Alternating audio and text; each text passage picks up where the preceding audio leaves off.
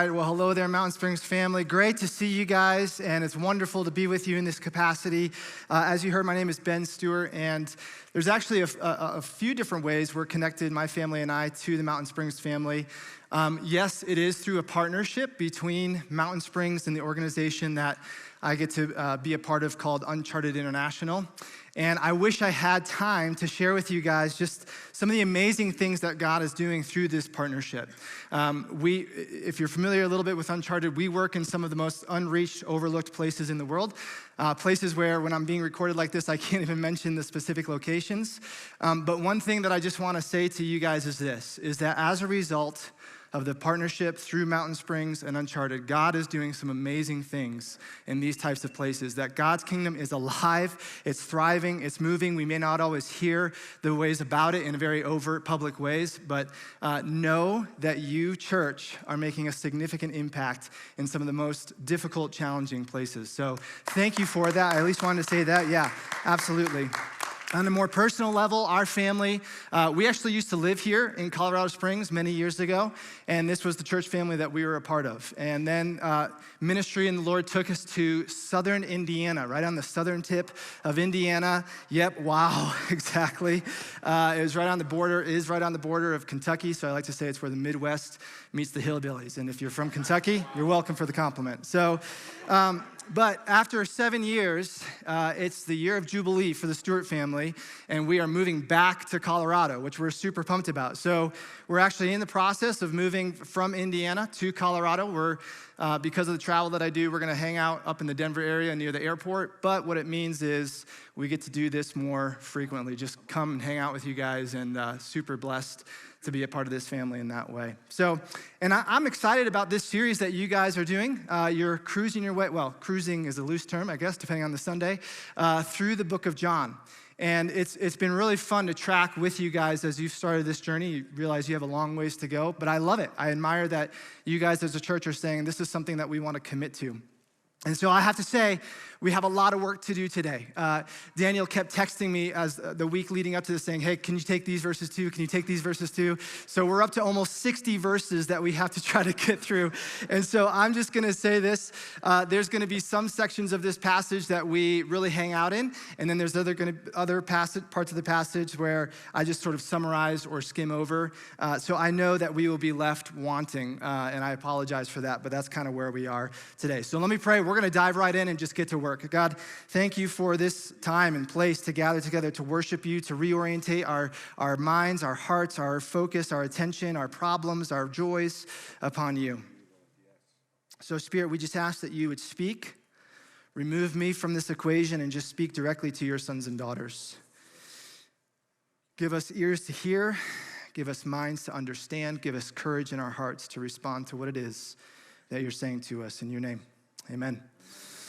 So if there is one theme that I could give to this whole section that we're gonna be in, we're gonna be picking up at the end of chapter 4 and moving all the way through chapter 5. And if there's one theme that I could put as sort of an overarching banner to this, it's this phrase of nature's revealed. Nature's revealed. And what I mean by that is what we're gonna see in this section is two natures, human nature being one of them, revealed, really who we are at our core. We're gonna see some stark realities and frankly, some even sobering realities about what's really in us as people. But that's gonna lay side by side with a very powerful, beautiful, tender display or revelation of Jesus's nature as well. And so I want to just give that framework, that overarching framework of this idea of nature revealed and how they connect with each other as we turn to John chapter 4, verse 43. So remember, some context for this is that Jesus has just been spending time in Samaria. He met the woman at the well. He had this very powerful experience with her. And actually, that's something very important to note. We're going to come back to that in a second. That section ends with the woman going back to her village and sharing about Jesus. And it says the whole community came out and believed in Jesus. And so it's on the tail end of that. Remember, when Scripture was written, it didn't have any verses or chapter breaks. Like John just sees this as a continuing story. And so in verse 43, we pick up, and Jesus is on the move again. It says, at the end of 2 days, Jesus went on to Galilee. So he's coming back into his home space, his home region. At the end of 2 days, Jesus went on to Galilee. Verse 44, he himself had said that a prophet is not honored in his own hometown. Yet the Galileans welcomed him, for they had been in Jerusalem at the Passover celebration and had seen everything he did there. Okay, we got to pause right here because John is giving us some really important contextual clues about what's happening here, about this space, and more significantly, this crowd that Jesus is stepping back into his own hometown. And it's a little bit interesting because on the surface, it feels like John is contradicting himself. In verse 44, it says, Jesus himself said that a prophet is not honored in his own hometown. Yet, the Galileans welcomed him. So wait, who's right? What's happening here? Is John wrong? Is Jesus wrong? Well, there's actually a lot of irony in the way that John is writing. And what he's doing is he's giving us a really powerful clue about what the heart intent is of these people, because this is the same exact language in verse 44 and 45. If you go back to the end of John chapter 2, verse 23 says, because of the miraculous signs Jesus did in Jerusalem at the Passover celebration, many began to trust him. But Jesus didn't trust them because he knew all about people. No one needed to tell him, here's our phrase, no one needed to tell him about human nature, for he knew what was in each person's heart. So in John chapter 4, at the end, when Jesus is coming back into his own hometown, on the surface, it seems like these people are super excited and welcoming Jesus back in. But John is giving us this clue that Jesus is fully aware of what's actually in the heart, what is actually motivating these people to come to Jesus in the first place. John gives us another clue in verse 46. As he traveled through Galilee, he came to where? Cana. Remember what happened in Cana? A few Sundays ago, you had this great message about Jesus' first miracle, water to wine, right?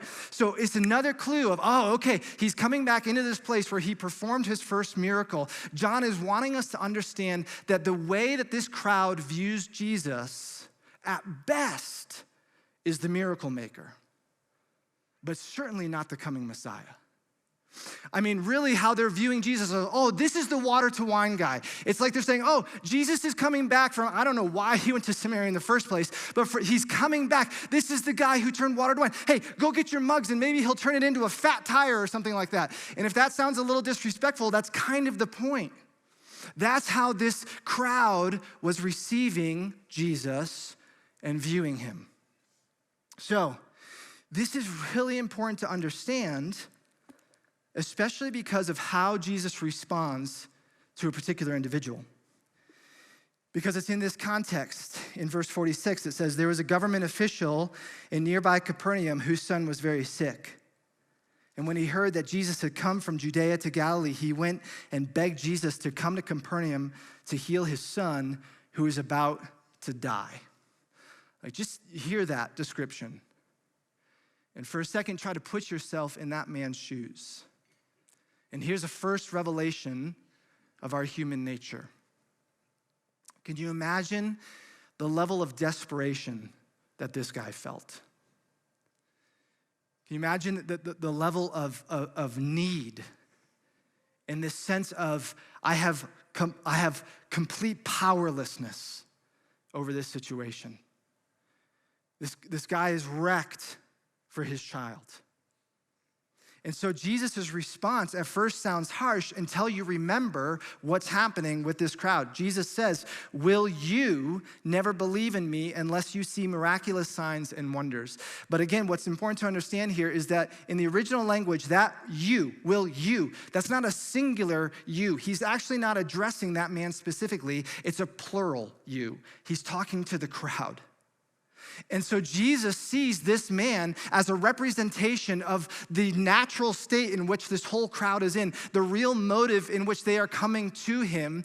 And it's especially profound when you think about Jesus just left Samaria.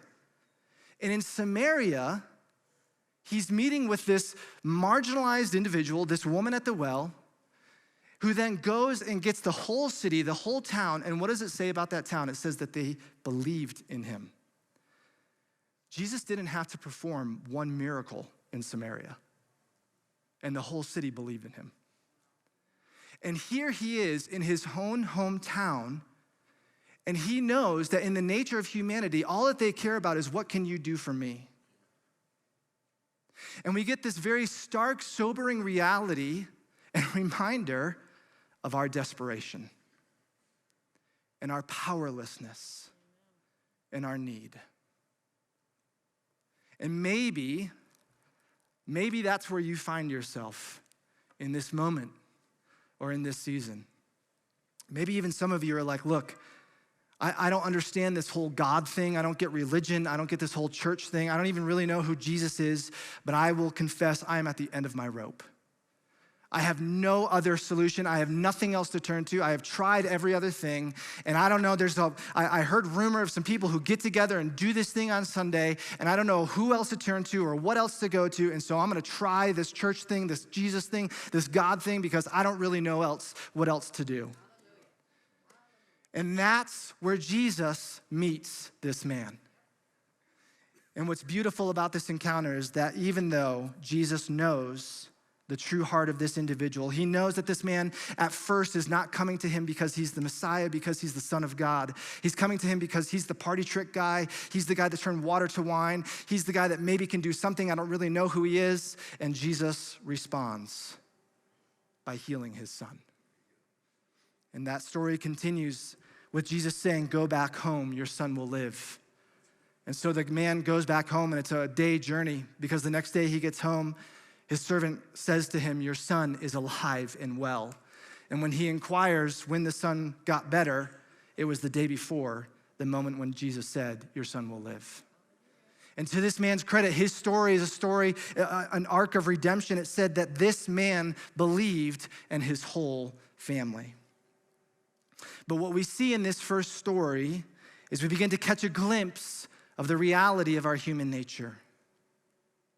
That we can all resonate with seasons or moments of feeling desperate, of feeling powerless, at the end of our rope, not really knowing where else to turn. And this description of human nature continues in chapter 5.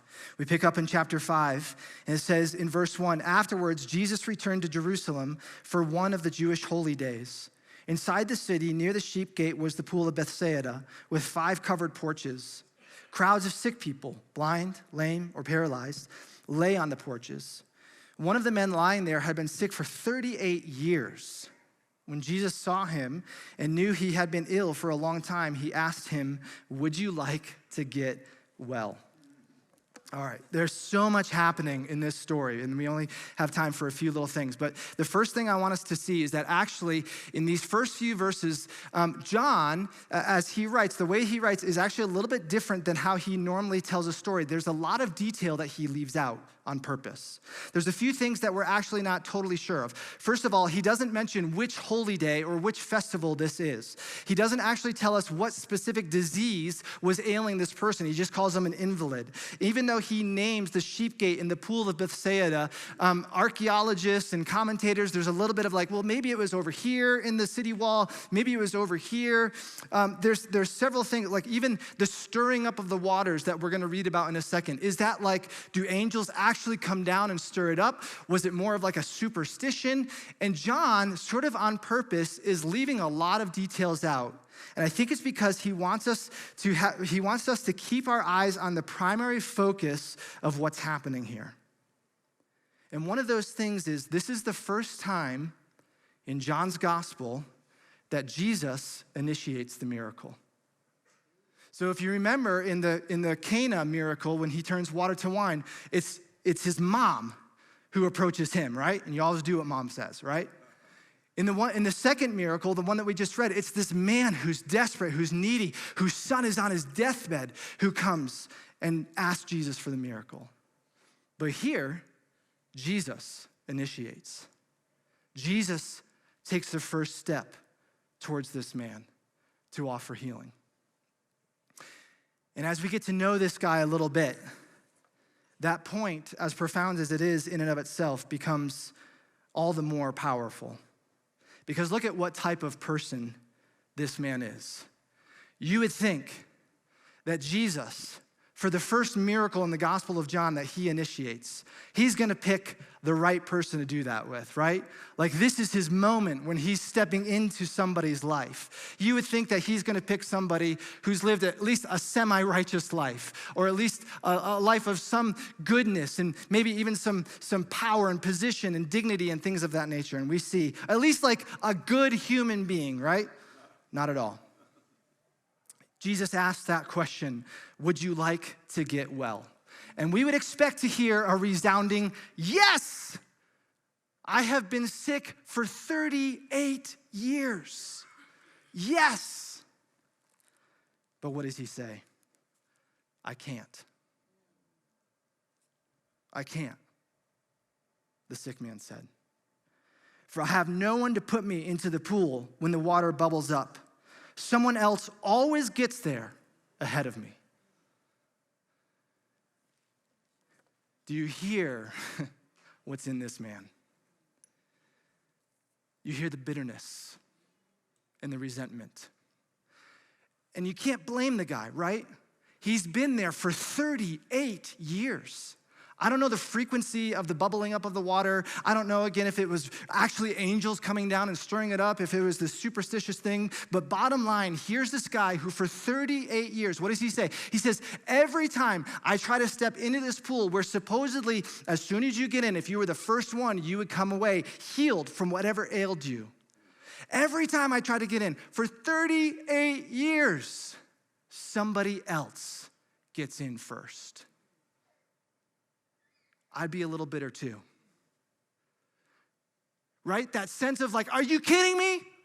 I thought today was my day. How come their problem was solved today? How come they have a better situation? How come their family's doing better than mine? How come I haven't received that? How come the promotion hasn't happened to me? When is it my turn, God? All right. That's what's happening with this man. There's bitterness, there's resentment, there's a sense of loss of hope. Do you want to get better? I can't. This guy has been laying next to this pool, which at best is stirred up by angels, maybe is superstitious, and now he has God himself approaching him in his life saying, do you want to get better? And he's lost so much hope that his response is, I can't. He is utterly hopeless. And he blame shifts. He blame shifts. Later, as the story continues, Jesus continues on. He says in verse 8, stand up, pick up your mat and walk. And instantly the man was healed. He rolled up his sleeping mat and began walking. But, okay, if you're an underliner or a circler or a highlighter or whatever, here's the key phrase of this whole chunk of passage. The miracle happened on the Sabbath. So the Jewish leaders objected. They said to the man who was cured, you can't work on the Sabbath. The law doesn't allow you to carry the sleeping mat. But the man replied, the man who healed me told me, pick up your mat and walk. And they said, who said such a thing as that? The man didn't know. All right, so again, this guy, this is not a picture of a really high quality individual. This guy is not only bitter and resentful and he's lost hope, but now he's been healed by Jesus, but he has no clue who Jesus actually is. He didn't even pause to like, hey, thanks. By the way, what's your name? No, he just takes off. He gets confronted by these religious officials who are saying, actually, you're breaking a law right now and you're in trouble because you are carrying this mat on the Sabbath day. And again, the man doesn't go, oh, whoa, wait, you have no idea what just happened and how radically my life has been changed, and let me tell you all about the person of Jesus Christ and how he can save your life too. No, what does he do? He blame shifts. Oh, well, the man who healed me, he told me. to pick up my mat. He told me it's his fault. Now, does that sort of language sound familiar? Genesis chapter 3, when Adam and Eve have disobeyed, they're hiding, God finds them. He says to Adam, what's the deal? Why did you do this? And Adam's response is, well, the woman that you put in the garden, it's your fault, God, because you gave me this woman, and it's her fault because she got me to eat. And then God says to Eve, okay, so what's going on? Oh, well, God, the serpent that you made and you put in the garden, it's its fault, it's his fault. So blame shift. And here we are in John chapter 4, and human nature is exactly the same. So we see a pretty sobering, bleak, but if we're honest, realistic description of human nature. But this is where things really turn around. So Jesus heals this man. This man gets confronted by these religious leaders. And these religious leaders realize, okay, well, then it's Jesus' fault. Whoever this Jesus guy is, it's his fault for telling this man to pick up his mat and to work on Sabbath. So now the Jewish leaders confront Jesus. And this is where we begin to get a beautiful picture and a powerful picture of the nature of who Jesus really is. Verse 16, so the Jewish leaders began harassing, I love that word, but note that word. The Jewish leaders began harassing Jesus, why? For breaking the Sabbath rules. But Jesus replied, my Father is always working, and so am I. So the Jewish leaders tried all the harder to find a way to kill him. Wait a minute, kill him? How did we go from harassing him to wanting to kill him in such a short amount of time? Because what Jesus is saying here in this one line, my Father is always working and so am I, is scandalous in the eyes of these religious leaders. And what Jesus knows is we're familiar with the religious law of that day that said you can't work on Sabbath. So Jesus knows this. You can't work on Sabbath. But Jesus is also aware of Jewish tradition of that day. The Jewish tradition of that day believed this, that even though it was required by all humanity in creation to rest on Sabbath day, that God himself was not only allowed, quote unquote, to continue his work on Sabbath, but was actually expected to.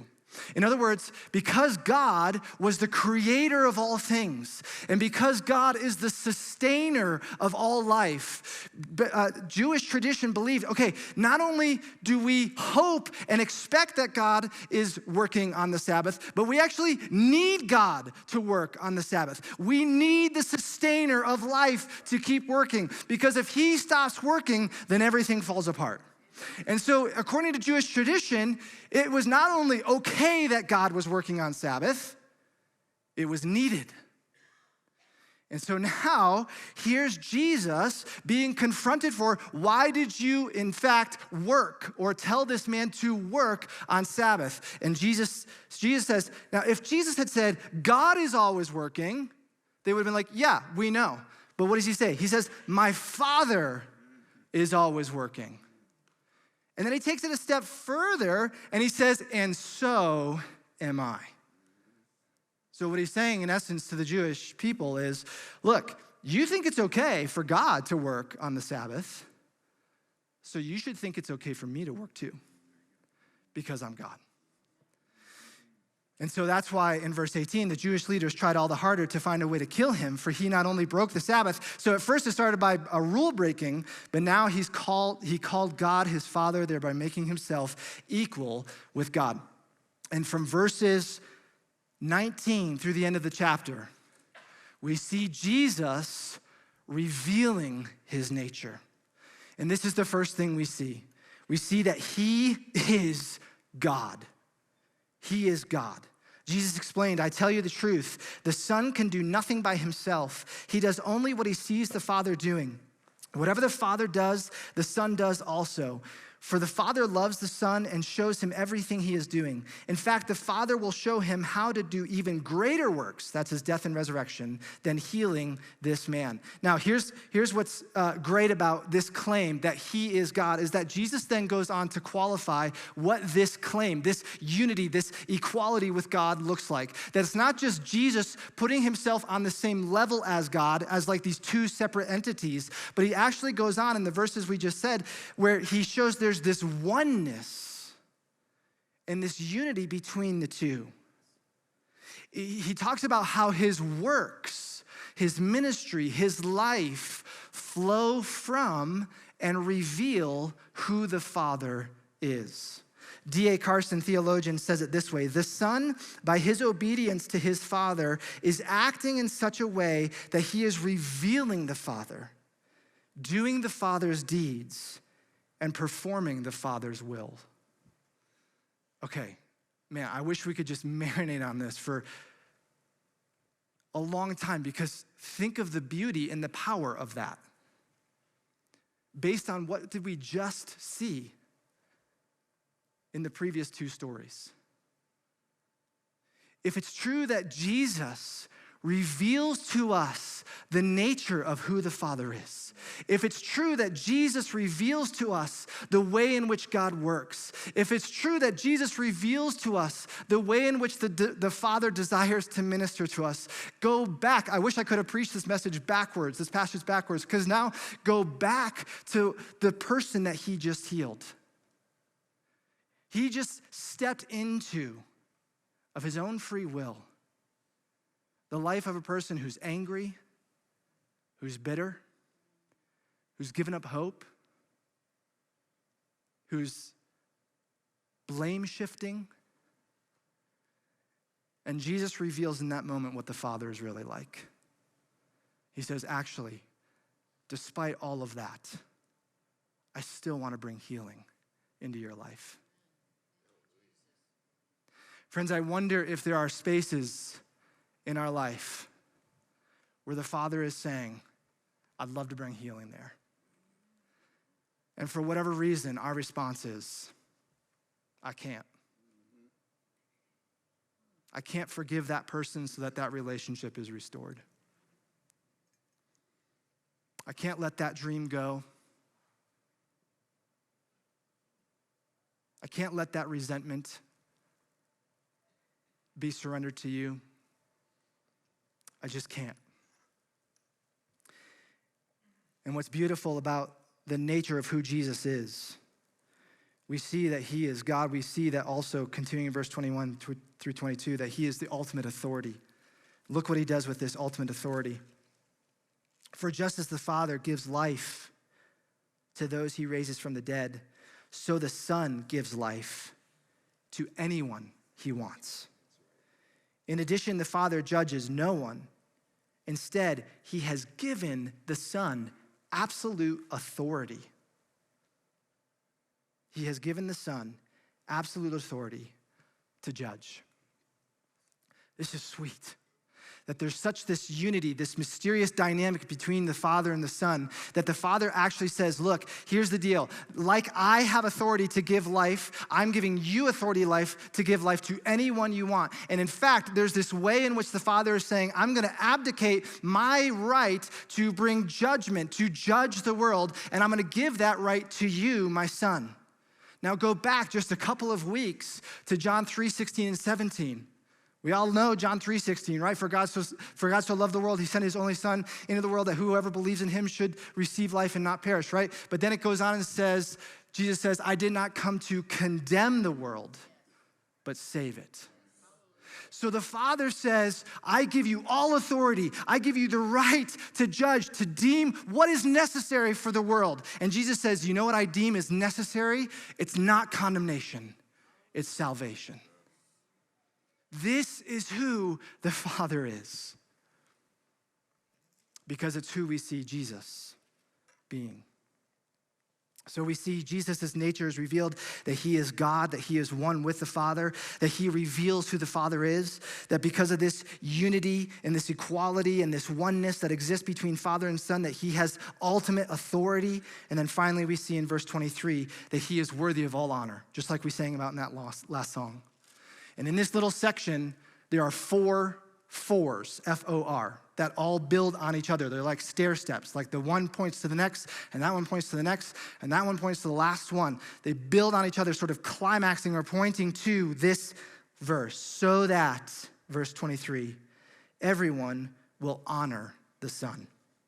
Just as they honor the Father, anyone who does not honor the Son is certainly not honoring the Father who sent him. In other words, he's saying to religious leaders, look, you're all about honoring God. That's great. But actually, you should be honoring me as well, because I am God. And when you honor me, that's when you actually honor God. And if you say you honor God, but you don't honor me, then you're not actually honoring the Father. So we see this beautiful, powerful display. It's like Jesus is giving us this little glimpse into the nature, the reality of who he actually is. And in the last section, I wish we had a whole lot of time to go through the last section. If I could label the last section, it's this label of, can I get a witness?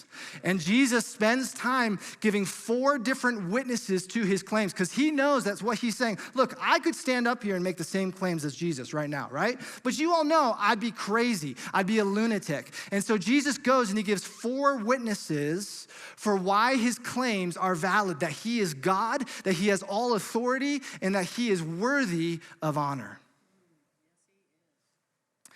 So as we end, we have to ask the question, where does this leave us? Where does this leave us? And as I was praying over this for my own life, I think there was one primary conviction and encouragement and thought that I just felt like God kept saying is okay, you see these 2 natures laying side by side. Us, human nature. And we all like to see ourselves in the story as the hero. We all like to see ourselves in the story as the person who has their crap together. But the reality is, in the story, we resonate with and connect more to those first 2 guys, to the human nature revealed. The brokenness, the hurt, the hopelessness, the anger, the bitterness. And what I felt the Lord was saying through this whole theme is, I want you to notice something, my child. Notice how the divine nature always moves closer to the human nature. The perfect, the loving, the forgiving, the powerful, the one who has authority to give life, the one who is worthy of all honor. This is not a God who is just perpetually angry at you, just waiting for you to somehow prove yourself to him. This is not a God who's distant. This is not a God who is disappointed in you. This is not a God who's waiting for you to get to some level of goodness. This is not a God who's waiting for you to be nicer and more kind, and then maybe he'll think about entering into your life. The divine nature of God is to step into all of your brokenness, is to step into all of your messiness, into all of your hurt, and ask one simple question: can I heal you? So God, we receive your presence in our lives today. Whether we have been followers of you for a long time or not, I need you to break into my life again, God. In the spaces where I say I can't, I confess those to you, and I say I need you to. I need you to ignore my I can't, and I need you to heal me anyways. Thank you, Jesus, that you reveal the Father. You reveal his love. You reveal his tenderness, his presence, his pursuit, his kindness. So may we leave here today as people who catch just a little bit more the beauty of your nature revealed to us. In your name, amen. Thank you guys so much for joining us. We'd love to see you right back here next week while we continue in our message series through the book of John. We love you, Mountain Springs. Have a great week.